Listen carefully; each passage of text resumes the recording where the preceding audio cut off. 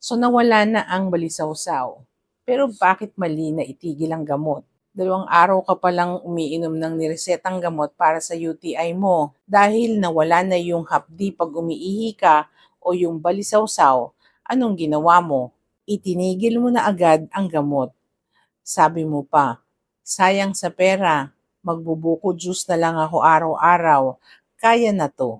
Pero paano kung sabihin ko sa inyo na diyan nagsisimula ang mas matinding sakit na pwedeng sumira sa bato o sa kidney ninyo? So isipin nyo na ang bakterya na nagkukos ng UTI mo ay mga kalaban sa loob ng pantog o ng bladder. Kapag ininuman mo sila ng antibiotic sa unang 2 araw, nabugbog sila at nanghina, kaya gumaan ang pakiramdam mo at nawala ang hapdi. Pero hindi pa sila patay. Ang ginagawa ng mga bakterya, nagtulog-tulugan lang sila. Naghihintay silang mawala ang bantay.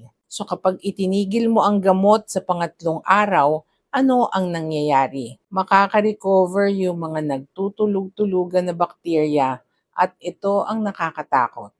Na-memorize na nila ang gamot mo. Nag-mutate sila at naging mas malakas. Ang tawag natin yan ay superbugs. Sa susunod na umatake ang UTI mo, hindi natatalab ang dating gamot na binigay sa iyo. Kakailanganin mo na ng mas mahal, mas matapang na antibiotic o baka kailangan mo na maospital para maswero. Dok, di ba nakakagaling ang buko juice at maraming tubig? Ang tubig at buko juice ay parang tagawalis lang.